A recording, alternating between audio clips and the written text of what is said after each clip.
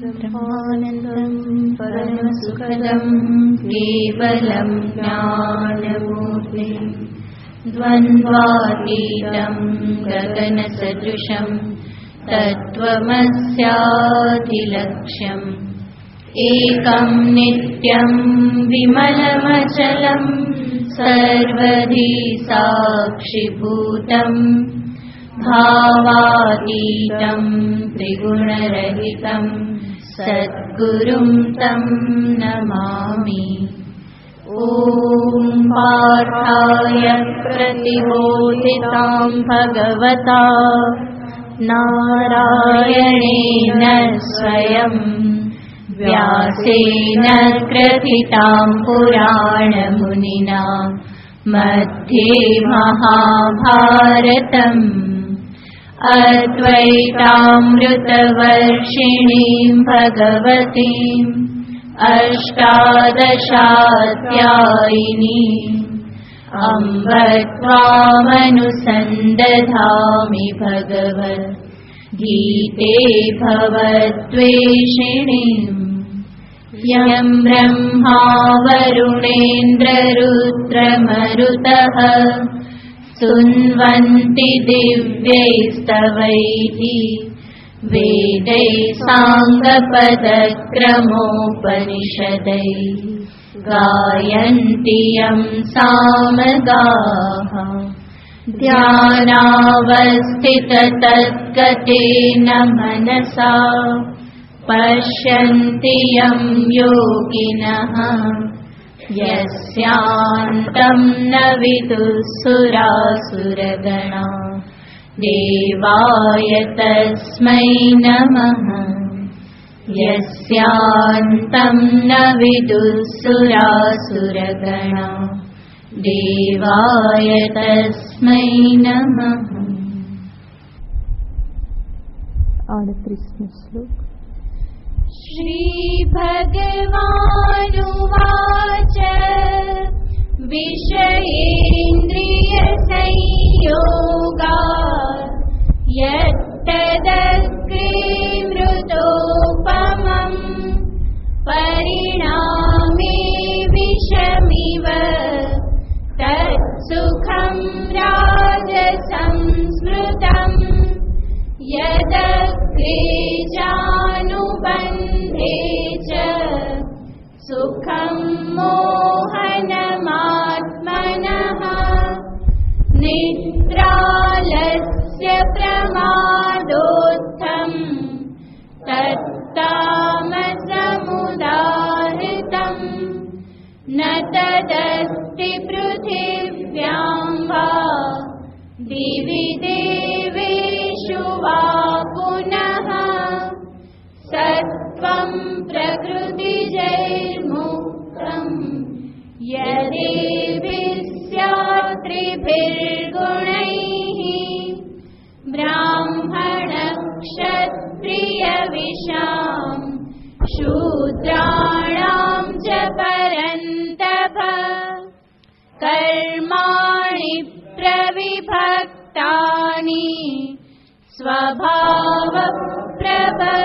स्वभावप्रभवैर्गुणैः शमोदमस्तपश्शौचं क्षान्तिरार्जवमेव च ज्ञानं विज्ञानमास्तिक्यं ब्रह्मकर्म स्वभावजम् शौर्यं तेजो धृतिर्दाक्ष्यं युद्धे चाप्यपलायनम्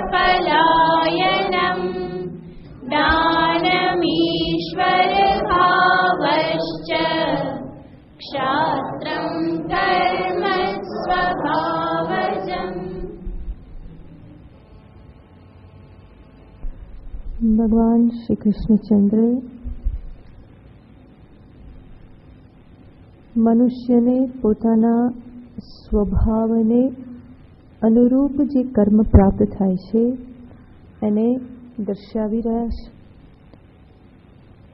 ગઈ વખતે આપણે જોયેલું હતું કે આ જે કર્મ જે છે એ મુખ્યતઃ ભગવાન એના સ્વભાવ એટલે કે ગુણના આધારે બતાવે છે. જેમ જેમ ઉત્કૃષ્ટતા આવતી જાય એમ એમ ઓળખ જે છે એ ગુણના આધારે વધતી જાય છે. ભગવાને બ્રહ્મણને બતાવ્યા, બ્રહ્મકર્મ બતાવ્યા, તો બ્રહ્મકર્મમાં શૌર્ય, તેજ, બ્રહ્મકર્મમાં શમ, દમ, તપ આ બધા ગુણોને બતાવ્યા. ઉત્કૃષ્ટ જે બધી સાત્વિક સંપત્તિઓ, દૈવી ગુણો જે છે એને ભગવાને દર્શાવ્યા બ્રહ્મકર્મ રૂપ. ત્યાર પછી ભગવાન ક્ષત્રિય કર્મને બતાવે છે, જેમાં સર્વપ્રથમ કહેવામાં આવ્યું શૌર્યમ. શૌર્યમનો અર્થ છે શૂરવીરતા, અને શૂરવીરતાના મૂળમાં હોય છે અભય. શૂરવીર હોવું એનો અર્થ શું છે? અભય હોવું. તો મૂળમાં અભય ગુણરૂપી સંપત્તિ છે. એને જ ભગવાન અહીંયા શૌર્ય શબ્દથી કહે છે. તો ક્ષત્રિય કેવો હોય? તો કે નિર્ભય હોય. એ વાતમાં ડરી જતો નથી, પરંતુ બહુ જ નિશ્ચિંત રૂપે એ અભયતાપૂર્વક પોતાના જીવનને વ્યતીત કરે છે. એટલા માટે જ એ પોતાના જીવનને વધારે માણી શકે છે. જેટલું અભય વધારે એટલું જીવનમાં સુખ વધારે. તો જે ક્ષત્રિય જે છે એના જીવનમાં અભયની પ્રતિષ્ઠા હોય છે. એ કોઈનાથી ડરતો નથી, અને ત્યાં સુધી કે સાક્ષાત મૃત્યુથી પણ ડરતો નથી. એટલા માટે તો યુદ્ધમાં જાય. બાકી જે પોતાના શરીરને સાચવીને રાખવા માંગતો હોય એ ચપ્પલ વગર બહાર પણ નહીં નીકળે. પરંતુ શૂરવીર ક્ષત્રિય જે છે એ પોતાના શરીરને એવી રીતે પપલાવતો નથી, અને મૃત્યુનો પણ ડર નથી. સામી છાતીએ યુદ્ધ લડવા જાય છે. માટે જ ભગવાન આગળ એના કર્મને બતાવવાના છે, જે યુદ્ધમાંથી પલાયન થતો નથી. તો શૂરવીરતા અભય પ્રદાન કરે, અને અભયથી સુખ પ્રાપ્ત થાય છે. કહેવામાં આવે છે કે સાચું સુખ કોણ માણી શકે છે આ પૃથ્વી ઉપર? તો ત્રણને દર્શાવવામાં આવે છે. એક તો જે શૂરવીર હોય, સુરહ કૃતવિદ્યશ્ચ, શૂરવીર હોય. બીજો કૃતવિદ્ય એટલે કે વિદ્વાન પુરુષ. અને ત્રીજું કહેવામાં આવે છે યશ્ચ જાનાતિ સેવિતુમ, જે બીજાની સેવા કરતા જાણે છે, સેવા કરવાનું જાણે છે. કે છે આવા લોકો જે છે એ આ બ્રહ્માંડમાં સુખને પ્રાપ્ત કરે છે. તો શૂરવીર સુખને પ્રાપ્ત કરે છે શેના આધારે? અભયના આધારે. બીજો કોઈ ભય એને નથી. મનુષ્ય જે વાતમાં ડરતો રહેતો હોય એ સુખી થઈ શકતો નથી. કે પછી આપણે જોઈએ કે પંખીઓ હોય તો પંખીને કેટલો ડર છે. એ દાણા ચણે, એક દાણો ચાંચમાં લઈને ચારે બાજુ જુએ છે, કોઈ આવે છે કે નહીં. ફરી પાછું જોઈ બીજો દાણો ચાંચમાં લઈને ચારે બાજુ એ જુએ છે, અને ક્યાંક દૂરથી કોઈ આવતું દેખાય તો ખાવા પીવાનું છોડી અને ઉડી જવું પડે છે. તો એમાં એને શું સુખ પ્રાપ્ત થાય? કારણ કે એ નિરંતર ભયથી ગ્રસ્ત છે. તો એવી રીતે જ્યાં ભય હોય ત્યાં સુખ હોઈ શકે નહીં. તો પશુ પંખી આ બધામાં આપણે જોઈએ છીએ. જ્યારે જે વનરાજ છે, સિંહ જે છે, એને કોઈ ભય નથી, તો એ શાંતિથી સુખેથી રહે છે. એને ક્યારેય પણ એવો કંઈ વિચાર આવતો નથી કે કોઈ મને મારી નાખશે, કોઈ આવી જશે, એવો વિચાર આવતો નથી. તો એ બહુ શાંતિથી રહે છે. તો જ્યાં અભય હોય ત્યાં સુખ હોય. માટે કે છે જે શૂરવીર છે એ આ જગતમાં પોતાના જીવનને સુખપૂર્વક વિતાવી શકે છે. બીજું કે છે કૃતવિદ્ય. કૃતવિદ્ય એટલે કે વિદ્વાન, જેણે પોતાના જીવનમાં વિદ્યા પ્રાપ્ત કરી. અને એ પણ સત્ય છે, જ્યાં સમજદારી હોય ત્યાં સુખ હોય. તો વિદ્વાન થવું એનો અર્થ જગત જીવન વિશેની યોગ્ય સમજદારીને પ્રાપ્ત કરવી. અને યોગ્ય સમજદારી હોય તો ત્યાં જરૂર સુખ પ્રાપ્ત થાય જ છે. જીવનમાં ઘણું બધું દુઃખ જે છે એ ગેરસમજણને કારણે હોય છે. તો કૃતવિદ્ય વિદ્વાન પુરુષ જે છે એ પોતાની સમજદારીના આધારે આ જગતમાં પોતાના જીવનને સુખપૂર્વક શાંતિપૂર્વક વિતાવે છે. અને ત્રીજું કહેવામાં આવે છે યશ્ચ સેવિતુમ જાનાતિ, જે બીજાની સેવા કરવાનું જાણે છે, કેવી રીતે સેવા કરવી એ જે જાણે છે એ પણ પોતાના જીવનને સુખપૂર્વક વિતાવે છે. કારણ કે સેવા કરનારો મનુષ્ય જરૂર અહંકારથી મુક્ત હશે, એ ગ્રસ્ત નહીં હોય. અને જે અનહંકારી છે, જે અમાની છે, અદંભી છે, એ જરૂર જીવનમાં સુખને પ્રાપ્ત કરે છે. તો અહીંયા ભગવાનજી કહે છે જોઈએ તો બ્રાહ્મણ વિદ્વત્તાથી જીવનને સુખપૂર્વક વિતાવે છે. ક્ષત્રિયને માટે મહત્વનો ગુણ છે શૂરવીરતા. તો એ શૂરતાના આધારે, અભયના આધારે એ પોતાનું જીવન સુખથી વિતાવે છે. તો એટલી બધી શૂરવીરતા છે કે ઘણું બધું સહન કરી શકે છે, કોઈનાથી ડરતો નથી. તો આ બધાના પરિણામે ક્ષત્રિય મનુષ્ય જે છે એ જુદો જ તરી આવે છે. એનું કામ પણ એવા પ્રકારનું છે, રક્ષાનું કાર્ય છે. અને રક્ષા કરનારો જ ડરી જાય તો પછી કામ ક્યાંથી ચાલે? જેણે રક્ષા કરવાનું સોંપ્યું હોય અને એ કંઈક ખડખડાટ થાય અને રૂમમાં જતો રહે તો એ રક્ષણ કેવી રીતે કરે? તો નામ તો હોય ચોકીદાર હોય, ચોકીદારનું નામ હોય બહાદુર. આપણે પૂછીએ કે શું નામ? તો કે બહાદુર. અને બહાદુર કેવો હોય? તો કે જરા જાંપો ખખડે તો એ પોતે છુપાઈ જાય. અને ઋષિકેશમાં હું રહેતી હતી તો ત્યાં ચોકીદાર હતો, એનું નામ બહાદુર જ હતું. પણ આવી રીતે એક વખત કંઈ ચોર આવ્યો તો એ ક્યાંક છુપાઈ ગયો અને બેસી ગયો ત્યાં. તો ચોરનો તો સામનો કરવાનો હોય ને, પણ એ ત્યાં ખૂણામાં જઈને ભરાઈ ગયો. પછી સવારે ઉઠ્યા તો એને પૂછ્યું કે બહાદુર તું ક્યાં હતો? તો કે હું અહીંયા બેસી ગયો હતો. કે કેમ? તો કે ચોર આવ્યો તો બીક લાગી. તો કે તારું નામ બહાદુર છે તો બીક થઈને બેસી ગયો? કે તો પાછો જવાબ આપે, એ સ્વામીજીને જવાબ આપે કે તમે હોત તો તમે આવું કરત. કે તો શુદ્ધાનંદજી જે ત્યાંના કે તમે હોત તો તમે સ્વામીજી આવું જ કરત ને. કે તો હવે એને શું કહેવું? તો બહાદુર છે, બીક લાગે છે અંદરથી, અને એને એવું લાગે છે કે બધાને બીક લાગે જ, અને જેને પણ બીક લાગે, ડર લાગે, એ બધા આવું જ કરે. તો એના મનમાં પણ એવો નિશ્ચય છે કે મારી જગ્યાએ કોઈ પણ હોત તો એ શું કરત? આવું જ કરે. તો નામ તો બહાદુર, પરંતુ એ ક્ષત્રિયત્વ ત્યાં પ્રગટ થયેલું નથી. તો માત્ર નામથી કામ ચાલતું નથી. તો શૌર્ય કે જે શૂરવીરતાના કારણે જે પોતાનું પણ રક્ષણ કરે છે અને અન્યનું પણ રક્ષણ કરવાની જે સમર્થ છે. તો જે ક્ષત્રિય જે છે એનું કાર્ય છે રક્ષણ કરવું, અને રક્ષણ કરનાર હંમેશા શૂરવીર જ હોવો જોઈએ. અને તો જ એની છત્રછાયામાં રહેનારા બીજાને પણ નિર્ભયતા અનુભવાય. નહીં તો એ સ્વયં ડરપોક હોય તો પછી એની છત્રછાયામાં કોણ રહેવાનું? તો શૂરવીરતાને આધારે જ રક્ષણ થાય છે. એટલા માટે જ આપણા સૈનિકો બધા કેવા છે? શૂરવીર છે.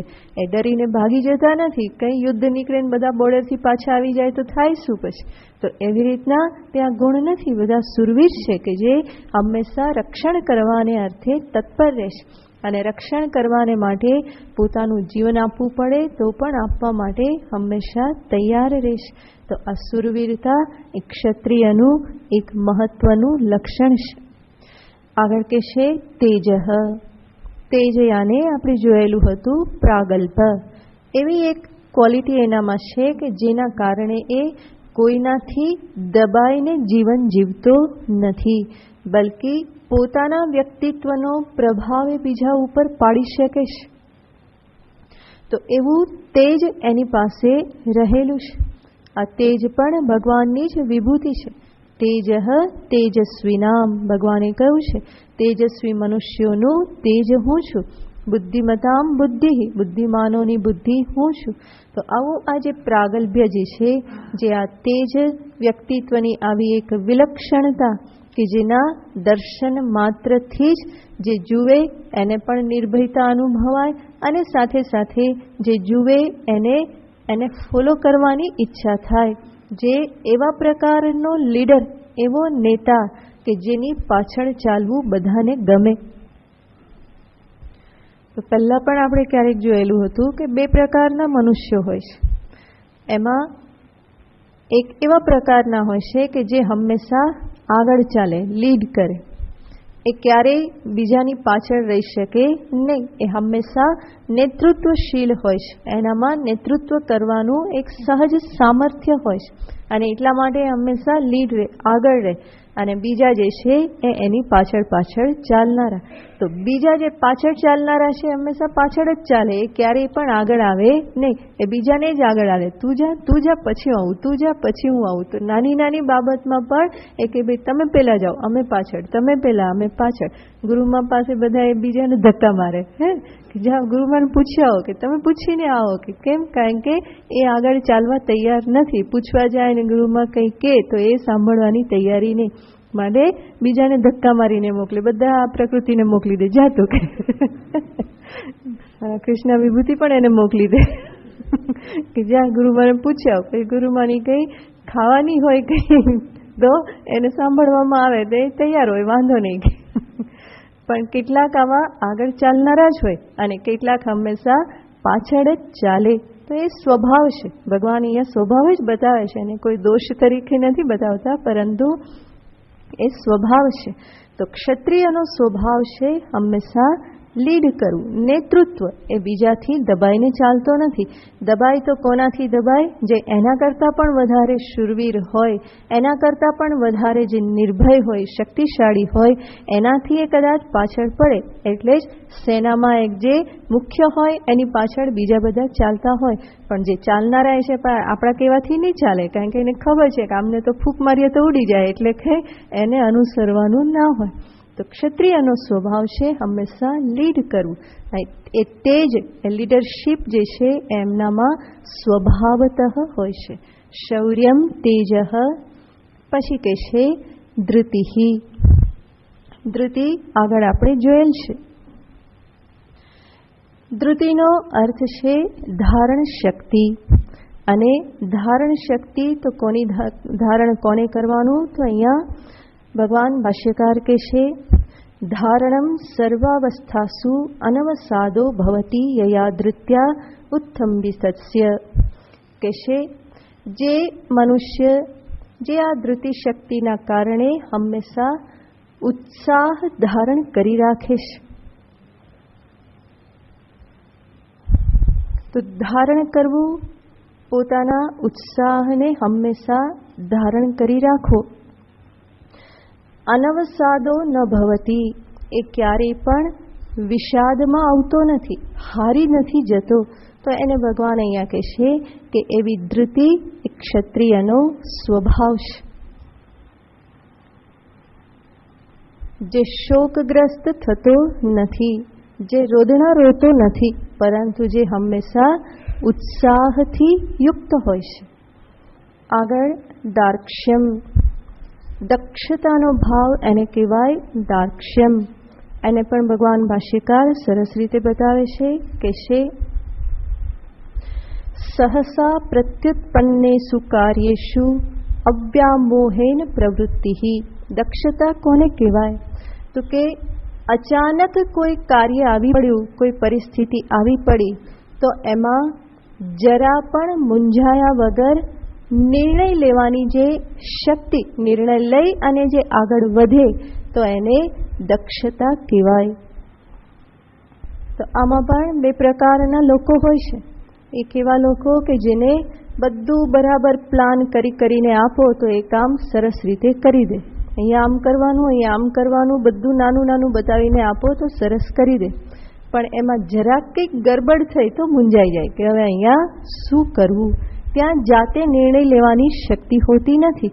તો કંઈ ને કંઈ કન્ફ્યુઝ થયા કરે, આમ કરીએ તેમ કરીએ, શું કીધું શું ના કીધું એ સમજવામાં પણ તકલીફ પડે. સમજ્યા પછી એને કંઈક આમ તેમ આગળ પાછળ કરીને અનુસરવાનું હોય તો એમાં પણ તકલીફ પડે. ટાઈટ મેપ આપી દેવામાં આવે તો એ પહોંચી જાય, કરી નાખે. પરંતુ ક્યાંક એક સ્ટેપ ચૂકાઈ ગયું અથવા તો એ મેપ પર ચાલવામાં કંઈક પરિસ્થિતિ કંઈક જુદી આવી ગઈ, જેવી આપણે ધારી હતી ને બતાવી હતી એના કરતાં જુદું આવી ગયું, તો એ કામ અટકી પડે, કારણ કે ત્યાં દક્ષતા નથી. તો દક્ષતાનો અર્થ છે અચાનક આવી પડેલી પરિસ્થિતિ. અને જીવનમાં તો આવું થતું જ રહેતું હોય છે. બધું કંઈ એક સરખું તો હોતું નથી.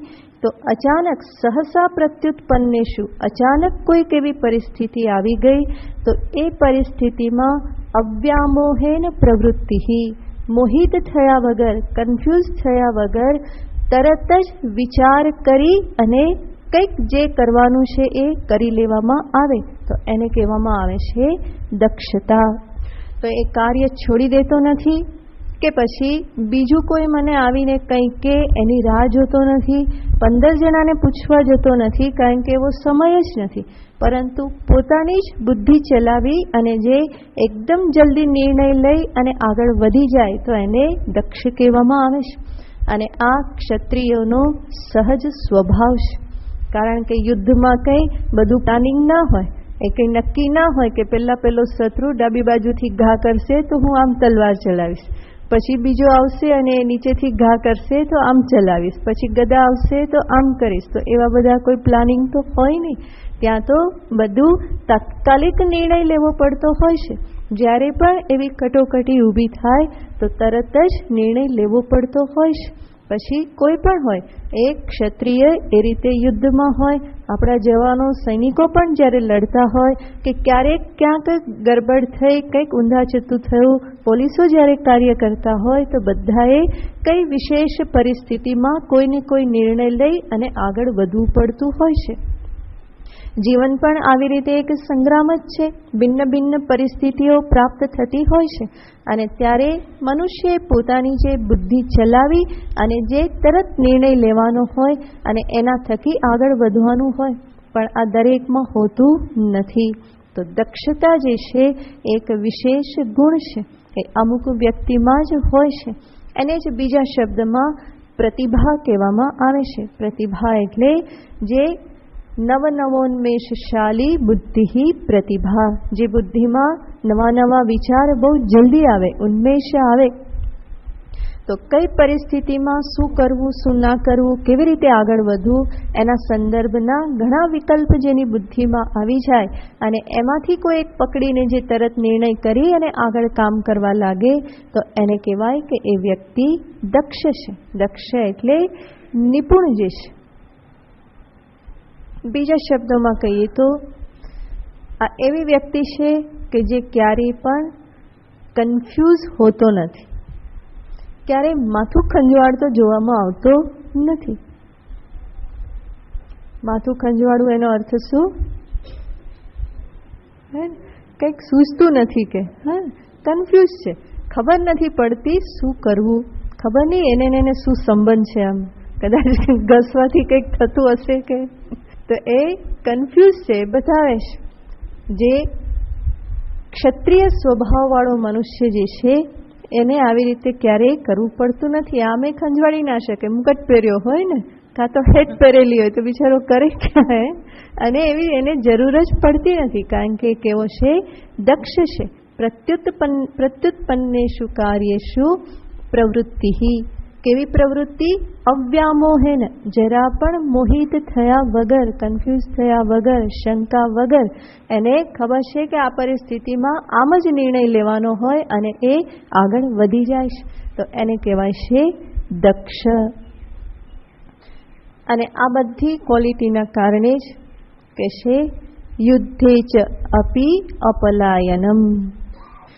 ભગવાન અહીંયા કહેશે અપી, તો આગળના ગુણ માત્ર હોવાથી કોઈ ક્ષત્રિય નહીં થઈ જાય. એ બધા ગુણોના આધારે શું થવું જોઈએ? જે યુદ્ધમાંથી પીછેહટ કરતો નથી. તો અત્યાર સુધી ભગવાને ગુણ બતાવ્યા અને એ ગુણના આધારે જ એનું જે સહજ કર્મ જે છે એ છે યુદ્ધમાં અપલાયન. તો યુદ્ધમાંથી એ ક્યારેય પણ પીછેહટ નહીં કરે. એટલા માટે જ કહેવામાં આવતું કે સામી છાતીએ ઘા ઝીલેલા હોય તો એ કોણ કહેવાય છે? વીર કહેવાય છે. પણ જો પીઠ ઉપર ઘા પડ્યો અને ક્ષત્રિયાણીએ પોતાના પતિને જોયો તો એનો સ્વીકાર કરતી નથી કે પાછળ કેમ ઘા લાગ્યો, તું પીછેહટ કરીને આવ્યો, પાછો ફરીને આવ્યો એટલે જ પાછળ ઘા લાગ્યો. તો પહેલાની ક્ષત્રિયાણી અને ઘરમાં પણ નહોતી આવવા દેતી અને પેલો આવે પણ નહીં, કારણ કે એને ખબર છે કે એ મારો સ્વીકાર નહીં કરે આવી પીછેહટ કરું તો. સામી છાતીએ ઘા ઝીલેલા હોય તો જેટલા ઘા પડ્યા એ બધા તો એના આભૂષણ ગણવામાં આવતા. તો જેવો ક્ષત્રિય એવી જ ક્ષત્રિયાણી પણ એવી જ જોરદાર, એટલી જ એ પણ હિંમતવાળી હોય અને ઉત્સાહ હંમેશા દેનારી હોય. તો યુદ્ધમાં અપલાયન એ ક્ષત્રિયનું લક્ષણ છે. ક્યારેય પણ એ ભાગશે નહીં, કારણ કે ભાગે તો પાછળ ઘા લાગે ને, અને એ તો પીછેહટ એક પ્રકારની હાર કહેવાય કે જે પરિસ્થિતિ પ્રાપ્ત થયેલી છે એનો એ સામનો કરવા માંગતો નથી. તો પીછેહટ કરવી એ દુર્ગુણ છે, દોષ છે. તો ભગવાન કહેશે યુદ્ધમાં અપલાયનમ, પોતે ભલે રણછોડ રાય કે જે બોલાય, પરંતુ અહીંયા ક્ષત્રિયનું લક્ષણ ભગવાન કહેશે યુદ્ધમાંથી ભાગવું નહીં. તો ભગવાન તો રણ છોડીને ભાગ્યા હતા, એની પાછળનું પ્રયોજન સમષ્ટિનું હિત હતું. તો જરાસંઘ ખાલી બધાને હેરાન કરે, અન્યની હત્યા કરે, તો ભગવાનને થયું કે જરાસંઘને મારી સામે જ વેર છે, તો હું એક બાજુ હટી જાઉં તો પછી મથુરાની પ્રજાને એ મારશે નહીં, હેરાન નહીં કરે. એટલા માટે ભગવાન ગયા હતા ને એટલા માટે એમનો જય જયકાર થાય. બાકી તો જય જયકાર ના થાય. રણછોડની કોઈ જય નહીં બોલાવે. ક્ષત્રિય કોઈ રણછોડ નામનો હોય, રણછોડે તો કોઈ એની જય બોલાવવાના નથી, બલકી એની તો નિંદા થશે. ભગવાને પણ અર્જુનને કહેલું હતું ને, તું યુદ્ધ છોડીને જઈશ તો શું થશે?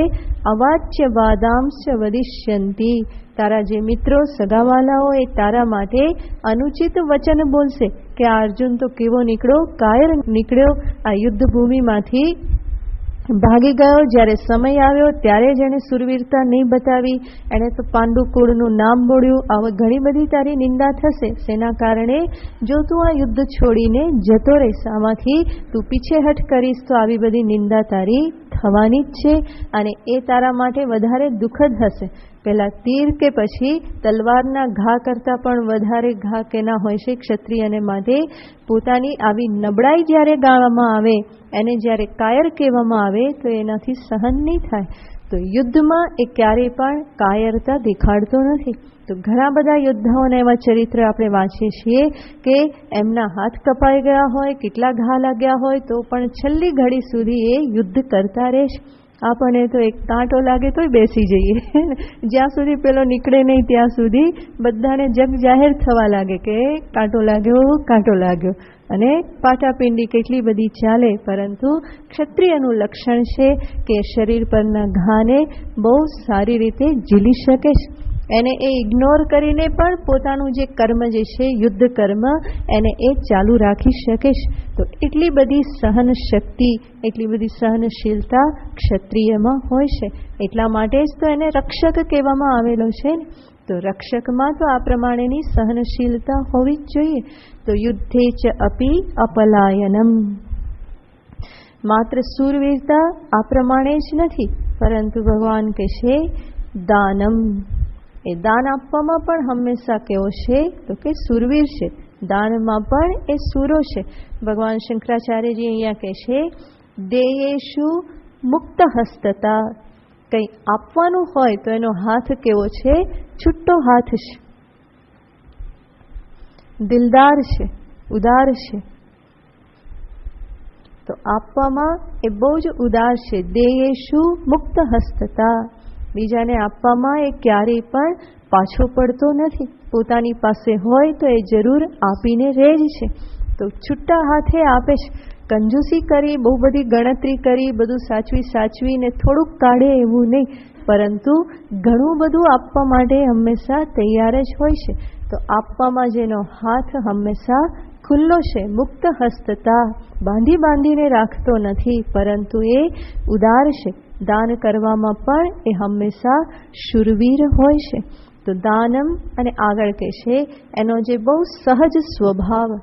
દાનમ પછી ઈશ્વર ભાવશ્ચ, જે આપણે આગળ જોયું, ઈશ્વર ભાવ એનો અર્થ છે સ્વામિત્વ, નેતૃત્વ, જે હંમેશા ઈશ્વર ભાવને ધારણ કરે છે. ઈશ્વર ભાવ એટલે શાસન કરવાનો ભાવ. ઈશનમ શાસનમ. એટલા માટે સમગ્ર સૃષ્ટિનું શાસન જેના હાથમાં છે એને ઈશ્વર કહેવામાં આવે છે. અને એવું ઈશ્વરત્વ, ઈશ્વરનો ભાવ જે હંમેશા ધારણ કરે છે, એનો અર્થ જે હંમેશા નેતૃત્વ પસંદ કરે છે, જેને હંમેશા એવું લાગે છે કે મારે કંઈક કરવું જોઈએ, હું આ પ્રમાણે પોતાનામાં નેતૃત્વ છે, એ નેતૃત્વના કારણે હંમેશા લીડ રહે છે, સ્વામિત્વ ધારણ કરે છે, બીજા ઉપર પ્રશાસન કરવાનો જેનો સ્વભાવ છે, બીજાને પ્રેરિત કરવાનો જેનો સ્વભાવ છે, તો એને ઈશ્વર ભાવ કહેવામાં આવે છે. ભગવાન ભાષ્યકાર કહે છે પ્રભુ શક્તિ પ્રકટીકરણમ. પ્રભુ શક્તિ એટલે કે પ્રભુ એટલે કે જે સ્વામી જે છે, એ સ્વામી શક્તિ, નેતૃત્વ શક્તિ જે છે એનું પ્રકટીકરણ, એને કહેવાય છે ઈશ્વર ભાવ. એનો અર્થ જે આગળ ચાલીને કરવા માટે તૈયાર છે, પોતે આગળ ચાલે અને બીજાને પણ ચાલવા માટે પાછળ પ્રેરિત કરે. તો આ બધા ભગવાન કહે છે ક્ષાત્ર કર્મ સ્વભાવજમ. અક્ષત્રિયના સ્વાભાવિક કર્મ છે, સહજ કર્મ છે, એના ગુણને અનુરૂપ આ કર્મ છે.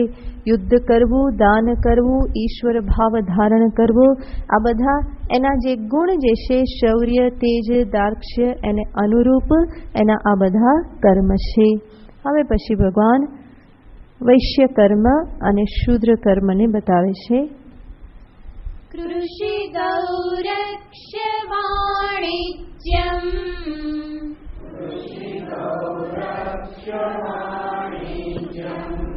વૈશ્ય કર્મ સ્વભાવજમ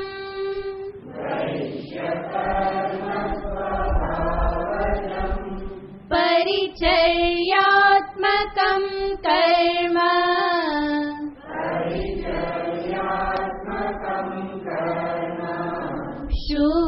શૂદ્રસ્યાપિ સ્વભાવજમ.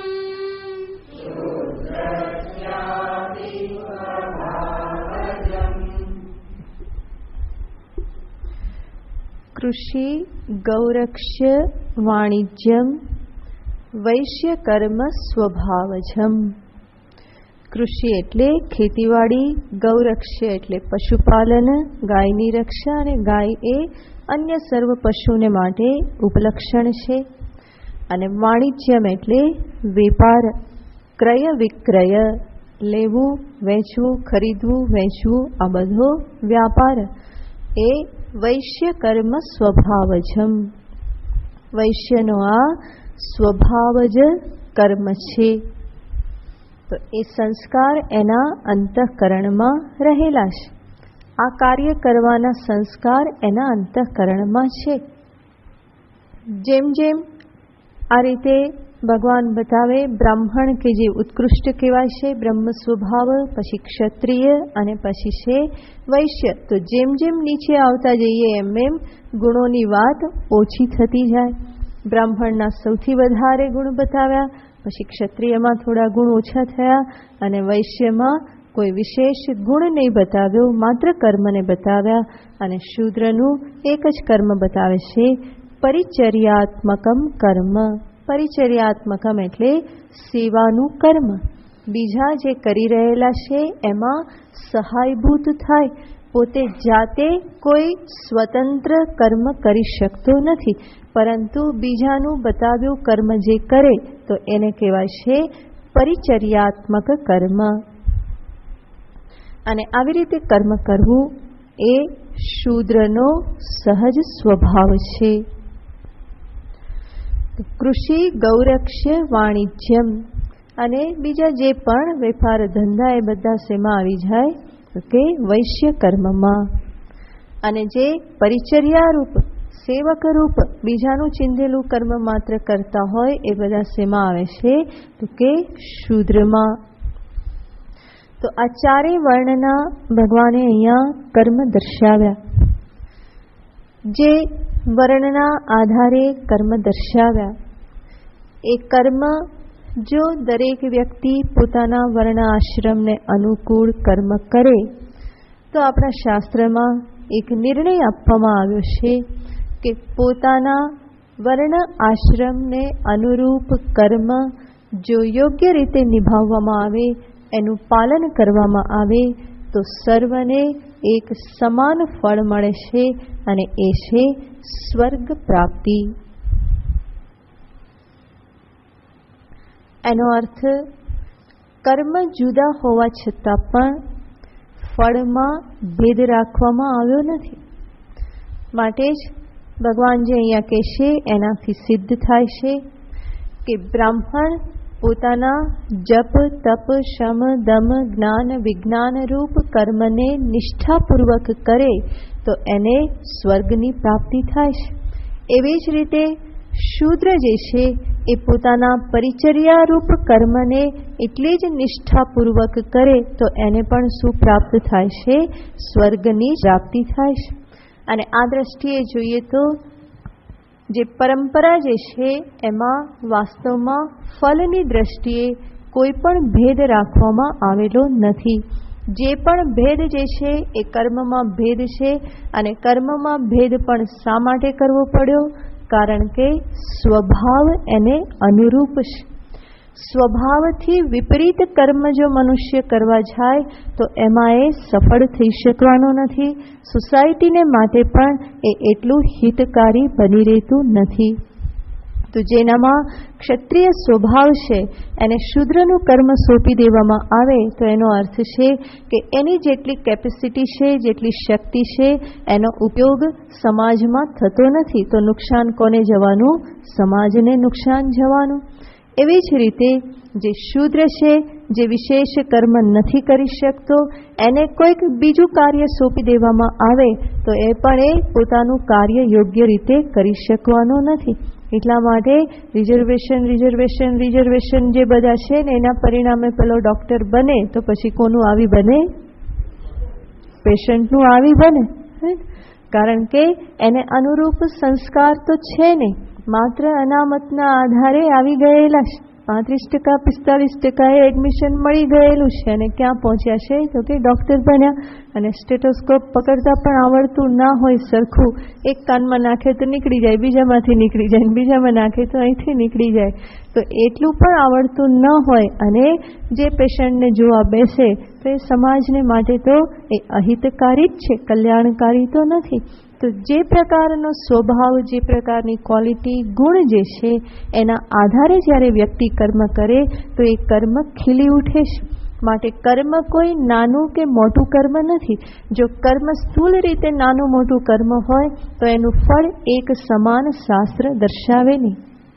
પરંતુ કર્મ વિભાગ એટલા માટે કરવો પડ્યો છે કે દરેક વ્યક્તિના સંસ્કાર સ્વભાવ સરખા નથી.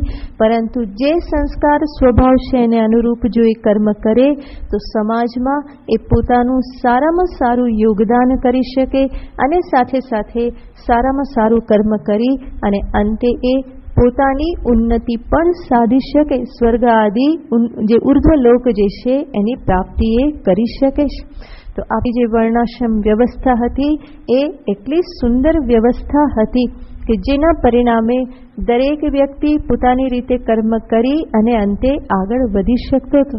અત્યારે એવી વર્ણાશ્રમ વ્યવસ્થા નથી. તો પણ આપણે જ્યાં છીએ, જે સ્થાનમાં છીએ, ત્યાં આપણને જે જવાબદારી પ્રાપ્ત થાય એને યોગ્ય રીતે નિભાવવામાં આવે તો એના થકી પણ આ ઉચ્ચ ફળની પ્રાપ્તિ થઈ શકે. તો ફલમાં કોઈ ભેદ રાખવામાં આવેલો નથી. દરેક વ્યક્તિ પોતાનું કર્મ નિષ્ઠાપૂર્વક જો ભજવે તો એને જરૂર સ્વર્ગરૂપી લોકની પ્રાપ્તિ થાય. સ્વર્ગ અને સ્વર્ગ જેવા બીજા જે પણ ઉર્ધ્વલોક જે છે એની એને પ્રાપ્તિ થાય. તો અહીંયા ભગવાન ભાષ્યકાર સ્મૃતિનું વચન આપે છે કે આ બધા જ જે છે સમ્યક અનુષ્ઠિતાનામ કર્મણામ સ્વર્ગ પ્રાપ્તિ ફલમ સ્વભાવઃ. ભગવાન દ્વારા નિશ્ચિત કરવામાં આવ્યું છે કર્મફળનો સિદ્ધાંત. તો પોતાના જે કર્મ જે છે એનું બહુ સારી રીતે અનુષ્ઠાન કરવામાં આવે તો એ કર્મનો સ્વભાવ છે સ્વર્ગની પ્રાપ્તિ કરાવવી. એના માટે આપસ્તંભ સ્મૃતિ જે છે એનું પ્રમાણ ભગવાન ભાષ્યકાર અહીંયા આપે છે કે છે વર્ણા આશ્રમાશ્ચ સ્વકર્મ નિષ્ઠાઃ પ્રેત્ય કર્મફલમ અનુભૂય જેણે પોતાના કર્મને યોગ્ય રીતે અહીંયા પાલન કર્યું, કર્તવ્ય પાલન કર્યું, તો પછી મૃત્યુ પછી પ્રેત્ય એટલે કે મૃત્યુ પછી કર્મફલમ અનુભૂય સ્વર્ગ આદિ લોકમાં પોતાના કર્મોના ફળનો અનુભવ કરીને, તો આ પોતાના સ્વધર્મ અનુષ્ઠાનથી મનુષ્યને મહાન પુણ્યની પ્રાપ્તિ થાય છે. અને એ મહાન પુણ્ય જેને પ્રાપ્ત થયું એના પરિણામે સ્વર્ગ આદિ લોક જે છે એમાં એ ઘણા બધા વિશેષ ફળને ભોગવે છે. પોતાના પુણ્યના પરિપાકે ત્યાંના દિવ્ય જે કંઈ પણ વિષયો જે છે એનો ભોગ કરે છે. અને ત્યાર પછી તતઃ શેષેણ, એ ભોગ કર્યા પછી જે થોડું પુણ્ય વધ્યું, શેષેણ એટલે વધેલા પુણ્યથી, એ વધેલા પુણ્યના પરિપાકે ફરી પાછો જ્યારે આ પૃથ્વી પર આવે તો ત્યારે પણ કહેશે એ યોગ્ય સારા જન્મને પ્રાપ્ત કરે છે. કેવા જન્મને? તો સ્મૃતિ કહેશે વિશિષ્ટ દેશ કાલ જાતિ ધર્મ આયુ શ્રુત વૃત્ત વિત્ત સુખ મેધસો જન્મ પ્રતિપદ્યતે. કેવો જન્મ એને પ્રાપ્ત થાય છે? તો કહેશે વિશિષ્ટ દેશ જાતિ, કોઈ વિશિષ્ટ દેશમાં, ઉત્તમ જાતિમાં, ઉત્તમ કુલમાં, ધર્મનિષ્ઠ કુલમાં સારું આયુષ્ય પ્રાપ્ત થઈ શકે. સાથે સાથે શ્રુત એટલે જે વિદ્વાન જનોથી યુક્ત એવા ઘરમાં, વૃત્ત સદાચારથી યુક્ત, ધન જે સંપન્ન પરિવાર, અને સાથે સાથે સુખ મેધા, સુખ પણ પ્રાપ્ત થાય, સુખી પરિવાર અને મેધા શક્તિથી યુક્ત એવા જન્મને એ પ્રાપ્ત કરે છે. તો કેટલી બધી ઉદારતા છે ભગવાનની, કે જેણે આ કર્મફળના નિયમને નિશ્ચિત કર્યો, કેટલા ઉદાર છે કે પોતાના ધર્મનું, પોતાના કર્મનું યોગ્ય રીતે અનુષ્ઠાન કરે તો એ એના પરિપાકે સ્વર્ગાદી ભોગ પ્રાપ્ત કરે અને ત્યાંથી ફરી પૃથ્વી પર ફરી જન્મ લે તો ત્યાં પણ એને આવો ઉત્કૃષ્ટ જન્મ પ્રાપ્ત થાય છે. તો ભગવાન તો આગળ કહી ચૂકેલા છે કે જે યોગ્ય રીતે જીવન જીવે એ જરૂર આગળ ઉન્નતિને પ્રાપ્ત કરે જ છે. તો આ સ્મૃતિ વચન છે કે દરેક મનુષ્ય ધર્મ અનુષ્ઠાન યોગ્ય રીતે કરે પોતાના ધર્મનું, તો અંતે આ ગતિને પ્રાપ્ત કરે છે. આ એક પ્રકારનું ફળ બતાવવામાં આવ્યું. ભગવાન કહેશે કે આ સ્વધર્માનુષ્ઠાનનું એક બીજું પણ ફળ છે. અને એ બીજું ફળ કયું? તો એને ભગવાન ગીતાજીમાં કહેશે અંતઃકરણ શુદ્ધિરૂપી ફળ. જેને સ્વર્ગ આદિ લોકની કામના ન હોય એ વ્યક્તિ પોતાના ધર્મનું અનુષ્ઠાન, પોતાના કર્મનું અનુષ્ઠાન આવી નિષ્કામ ભાવનાથી કરે, વૈરાગ્યપૂર્ણ હૃદયથી જ્યારે એનું અનુષ્ઠાન કરે તો ભગવાન કહેશે કે એને એ જે પુણ્ય જે છે એના અંતઃકરણની શુદ્ધિરૂપી ફળ પ્રદાન કરશે. અંતઃકરણની શુદ્ધિ એટલે રાગ દ્વેષ કામ ક્રોધ મદ માત્સર્ય આ જે કંઈ પણ વિકાર આવેશો જે છે એને ક્ષીણ થવામાં એ મદદરૂપ થશે. તો એ ફળ પ્રાપ્ત કરવાને અર્થે કેવી રીતે સ્વકર્મનું અનુષ્ઠાન કરવું એને ભગવાન આગળના શ્લોકમાં બતાવે છે. સ્વે સ્વે કર્મણ્યભિરતઃ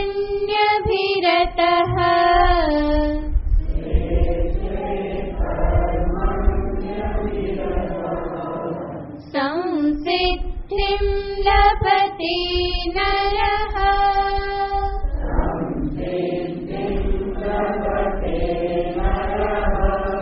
સ્વકર્મનિરતઃ સિદ્ધિં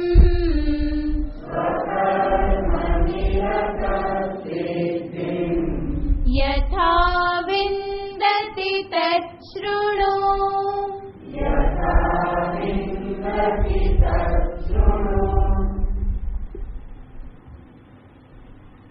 સ્વે સ્વે કર્મણિ અભિરતઃ નરઃ સંસિદ્ધિં લભતે.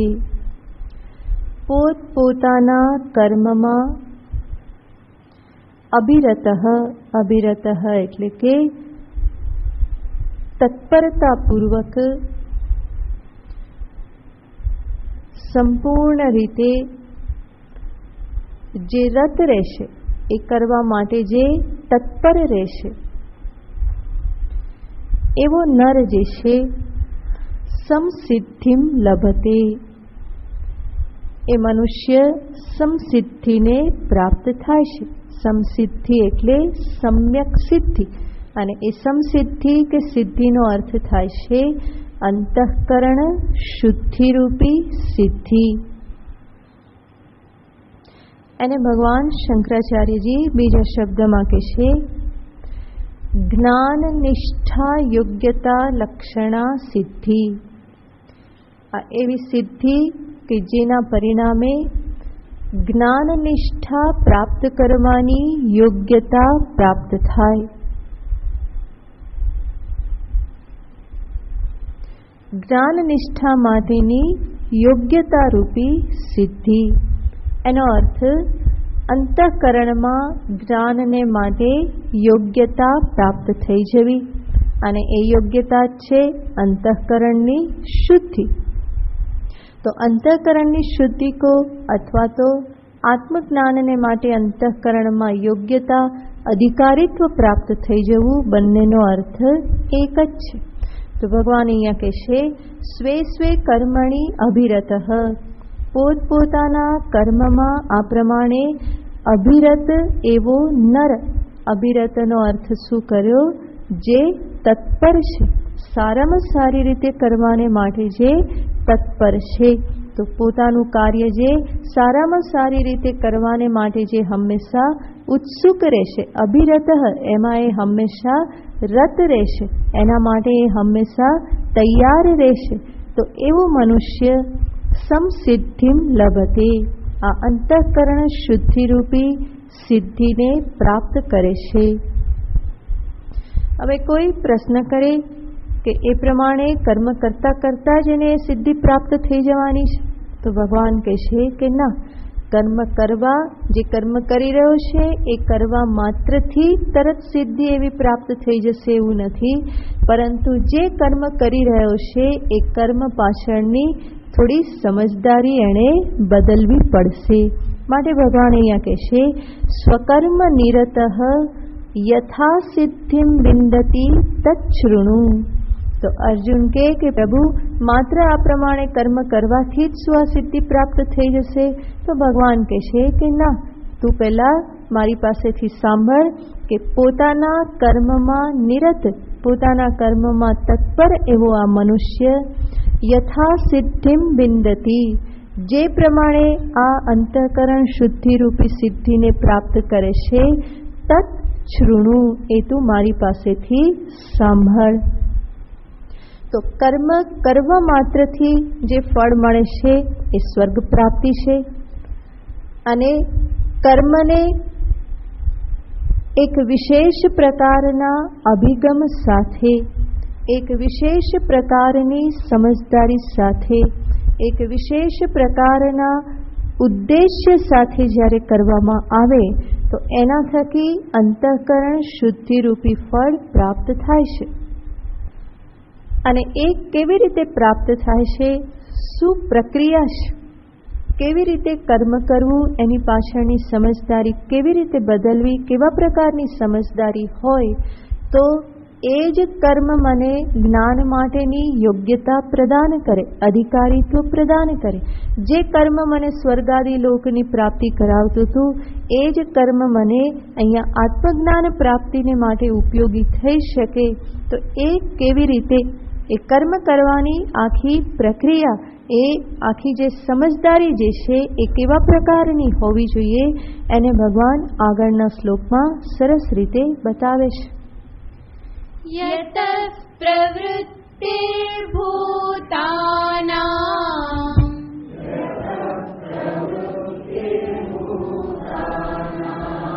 યેન સર્વમિદં તતં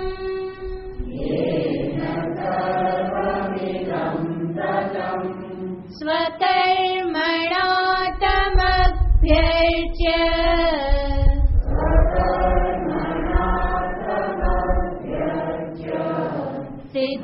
सिद्धिं विन्दति मानवः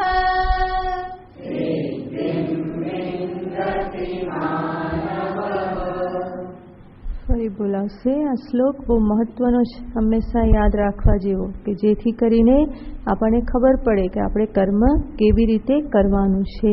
તો ફરી બોલાવશે. યત પ્રવૃત્તિર્ભૂતાનાં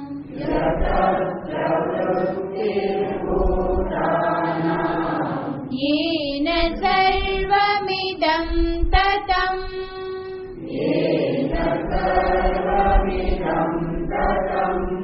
स्वकर्मणा तमभ्यर्च्य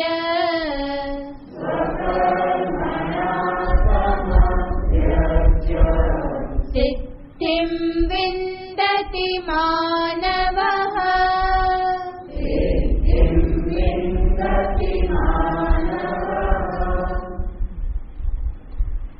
તો બહુ સુંદર શ્લોક છે.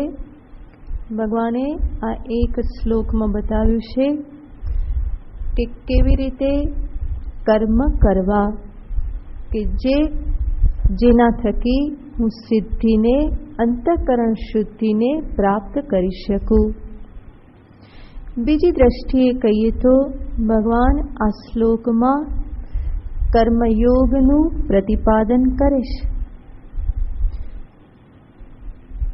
કર્મને સમજદારીપૂર્વક કરવા અને એ કર્મને ઈશ્વરની સાથે જોડાણ માટે માધ્યમ બનાવવા, એના થકી જ કર્મયોગ બને છે. કર્મયોગી થવા માટે કર્મ બદલવાની જરૂર નથી. આપણે ફરીને જોયેલું છે. કર્મયોગી થવા માટે જે તમને કર્તવ્ય પ્રાપ્ત થયેલા છે એ કર્તવ્ય કર્મને બદલવાની જરૂર નથી. કર્મયોગી થવા માટે જો બદલવાની જરૂર હોય તો કર્મની પાછળની સમજદારી, એની પાછળનો એટીટ્યુડ, ઉદ્દેશ્ય જે છે એને જ માત્ર બદલવાનો છે. તો કર્મ કેવી રીતે કરવાનું હોય, ભગવાન અહીંયા કહેશે કે અર્જુન, માત્ર પોતાના સ્વધર્મ કર્મમાં રત રહેવાથી આ સિદ્ધિ પ્રાપ્ત નહીં થઈ જાય, પરંતુ પોતાના જે કર્મ જે છે એ કર્મને ઈશ્વરની પૂજા બનાવવાની છે. સ્વકર્મણા તમ અભ્યર્ચ્ય, પોતાના કર્મ વડે તે ઈશ્વરની અર્ચના કરીને. સ્વકર્મણા તમ અભ્યર્ચ્ય, તે ઈશ્વરને એ કર્મ વડે અર્ચના કરીને. માનવઃ સિદ્ધિમ વિંદતિ, મનુષ્ય સિદ્ધિને પ્રાપ્ત કરે છે. પોતાના કર્મથી ઈશ્વરની અર્ચના કરીને, અને ભગવાન કહેશે તમ અભ્યર્ચ્ય, તે ઈશ્વરની પૂજા કરીને. હવે તે ઈશ્વર એટલે કયા ઈશ્વર? તે સર્વનામ વાપર્યું તો એની પહેલાં તો ઈશ્વરની ઓળખ આપવી પડે. તો શ્લોકની પ્રથમ પંક્તિમાં ભગવાન ઈશ્વર એટલે કોણ એની ઓળખ આપે છે.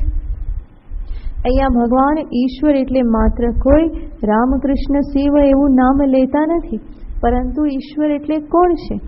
વૈદિક દર્શનમાં કે આપણા શાસ્ત્રોમાં ઈશ્વર એટલે કોણ એ જે સમજાવવામાં આવ્યું છે એને જ ભગવાન અહીંયા એક લાઈનમાં કહે છે કે ઈશ્વર કોને કહેવાય? તો કહે છે યતઃ પ્રવૃત્તિર્ભૂતાનામ, જેનાથી સમસ્ત ભૂતોની પ્રવૃત્તિ એટલે કે ઉત્પત્તિ થયેલી છે. યેન ઇદમ સર્વમ તતમ, જેના વડે ઇદમ સર્વમ જગત, તતમ એટલે કે વ્યાપ્તમ. એનો અર્થ જેમાંથી આ સમસ્ત ભૂતો, પ્રાણીઓ, જીવ કે જગત ઉત્પન્ન થયેલ છે અને જેના વડે આખું જગત વ્યાપ્ત છે, તતમ, તો એ ઈશ્વરને પોતાના કર્મ વડે અર્ચિત કરીને. એનો અર્થ ઈશ્વર એટલે કોણ? તો કે જે આ જગતનું અભિન્ન નિમિત્ત ઉપાદાન કારણ છે, આ જગતનું જે કારણ છે. તો મંદિરમાં બેઠેલા ઈશ્વર એ તો માત્ર એક પ્રતીક છે. કોના માટે? જગત કારણ ઈશ્વરને ત્યાં બતાવવા માટે. તો વૈદિક દર્શન કહેશે કે આ જે દૃશ્યમાન જગત જે છે એ દૃશ્યમાન જગતની ઉત્પત્તિ ઈશ્વર દ્વારા કરવામાં આવેલી છે. તો જગતનું કારણ ઈશ્વર છે. અને આ જે પંક્તિ જે છે એમાં બંને કારણત્વ બતાવવામાં આવે છે. કોઈ પણ કાર્ય ઉત્પન્ન થાય તો એમાં બે પ્રકારના કારણ હોય છે. એક કહેવામાં આવે છે ઉપાદાન કારણ અને બીજું કહેવામાં આવે છે નિમિત્ત કારણ.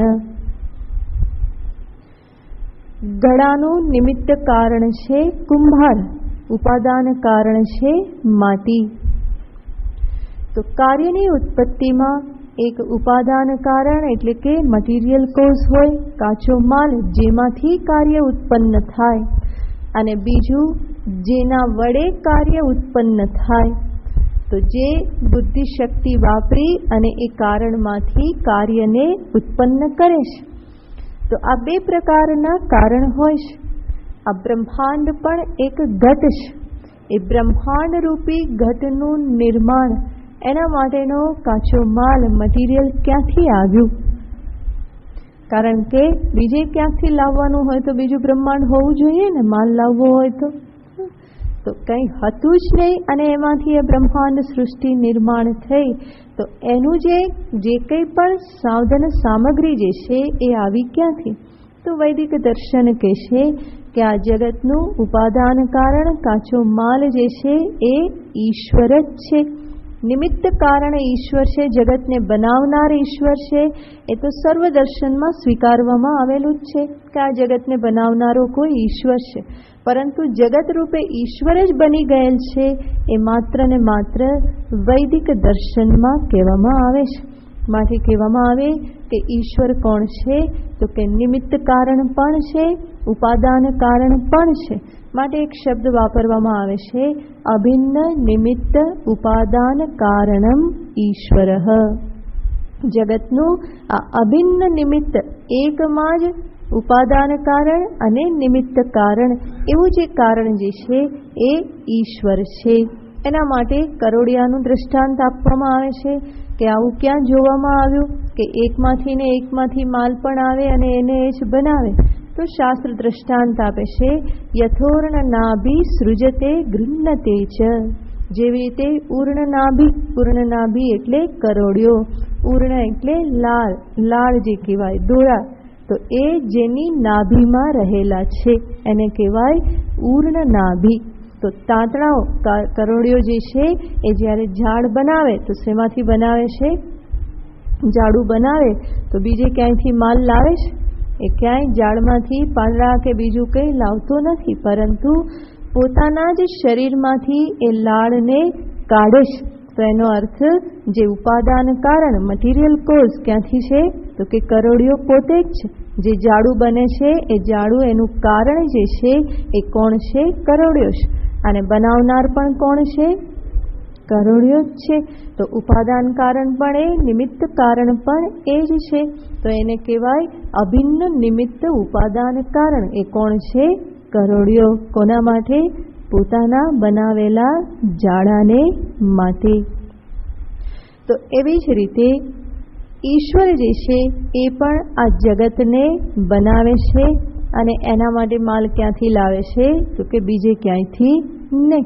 ભગવાનને પણ જો બીજે ક્યાંકથી કંઈ લાવવું પડતું હોય તો એ પછી ઈશ્વર શેનો કહેવાય? તો પછી એનો ઈશ્વર પણ કોણ થઈ જાય?